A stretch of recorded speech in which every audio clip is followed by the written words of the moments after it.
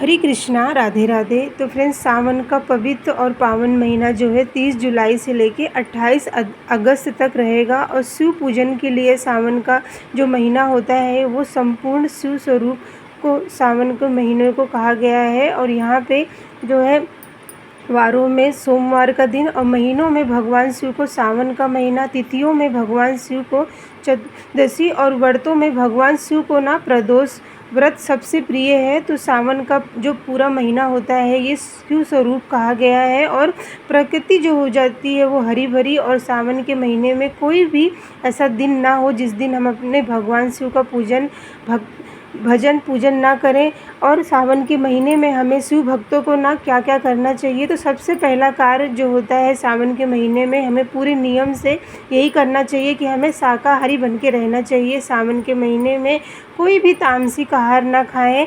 और इस महीने में जो है शुद्धता का, पवित्रता का ध्यान में रखते हुए पूजन करना चाहिए। सबसे श्रेष्ठ यही कहा गया है। और फ्रेंड्स, यहाँ पे ना सावन के महीने में ना अपने खाने पीने के साथ साथ शिव पूजन के लिए जो है ये पहला कार्य सबसे ज़्यादा फलकारी बताया गया है। तो सावन के ना पूरे महीने में आप व्रत रखना चाहते हैं तो वो करें। सावन के महीने में जो है नियम से व्रत करना चाहिए और एक समय भोजन करें। अगर आप ऐसा ना कर पाएँ तो आपको सोमवार के दिन का व्रत रखना चाहिए या फिर आप प्रदोष का व्रत करें। आप मासिक शिवरात्रि का व्रत करें। जब आप व्रत ना कर पाए ना तो आपको भगवान शिव का पूजन जो है पूरे मन से और जो है भक्ति से करना चाहिए। और सोमवार के व्रत में ना कन्याओं जो होती हैं वो सोमवार का व्रत अगर करती हैं तो ये बहुत ही फलकारी माना जाता है। सभी शिव भक्तों के लिए सावन का महीना बहुत ही फलकारी होता है।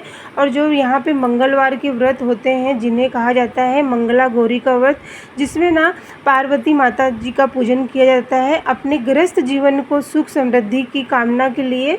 और सावन के महीने में ना जो है हमें नियम से यही करना चाहिए कि खाने पीने के साथ साथ जो पत्तेदार सब्जियां होती हैं ना वो हमें सावन के महीने में नहीं खाना चाहिए। और सावन के महीने में पूरे सावन के महीने में सभी शिव भक्तों को ना मिट्टी के शिवलिंग बनाकर पूजन करने से शिव कृपा जल्दी से प्राप्त होती है। पूरे सावन के महीने में जब आप शिवलिंग मिट्टी के छोटा सा शिवलिंग बना के पूजन करते हैं तो इससे कहा जाता है कि बहुत ही जीवन धन्य हो जाता है। लेकिन अगर आप पूरे महीने में नहीं शिवलिंग मतलब जो मिट्टी के शिवलिंग बना के नहीं कर सकते तो आपको प्रदोष वाले दिन या फिर सोमवार वाले दिन और मासिक शिवरात्रि वाले दिन ना ज़रूर से पूजन मिट्टी के शिवलिंग का करना चाहिए। अगर आप बड़ी कोई पूजा नहीं कर सकते तो मिट्टी का जो पाती शिवलिंग जो होता है उसे छोटा सा बना लें। अगर आप इस पाती शिवलिंग का पूजन करते हैं ना तो इससे कहा जाता है कि आपके घर में सुख समृद्धि और शिव कृपा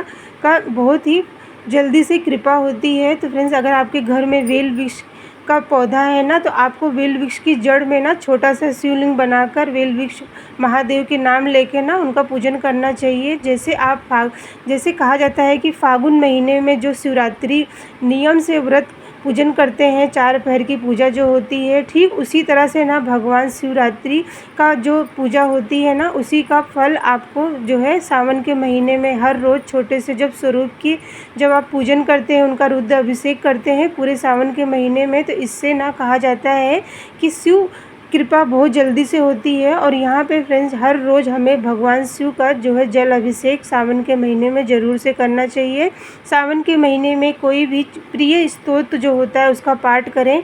भगवान शिव को ना भगवान शिव से जुड़ा हुआ कोई भी सावन के महीने में पाठ जो ज़रूरी होते हैं वो हमें पाठ अपने घर में करना चाहिए। आप कोई भी मंत्र जाप करना चाहें वो कर लें। सावन के महीने में ना मूल रूप से आप विल वृक्ष की पूजा ज़्यादातर फलकारी होती है। रोज़ सुबह शाम हमें विल वृक्ष में दीपदान नियम से करना चाहिए। ऐसा करने से ना कहते हैं हमें कुबेर का पद मिलता है। और पूरे सावन के महीने में हमें नदी किनारे, शिवालय में विल वृक्ष के शुभ स्थान जो होते हैं ना वहाँ पे दीपदान ज़रूर से करना चाहिए। तो फ्रेंड्स, सावन के महीने में ना आपको भगवान शिव का जो है पूजन आपको जो है बेल पत्तों से और जितने भी शिव पे चढ़ने वाली जो भी प्रिय उनकी चीज़ें हैं ना, अगर आप उनको हर रोज़ काली तिल जल चढ़ा के स्नान करवाते हैं और उनकी पूजन करते हैं तो इससे कहा जाता है कि शिव कृपा बहुत जल्दी से होती है। और यहाँ पे हमें शिव पूजन में इस सब बातों का ज़रूर से